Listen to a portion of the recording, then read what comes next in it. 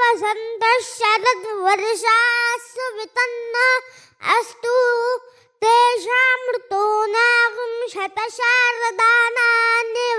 एषा मभये स्याम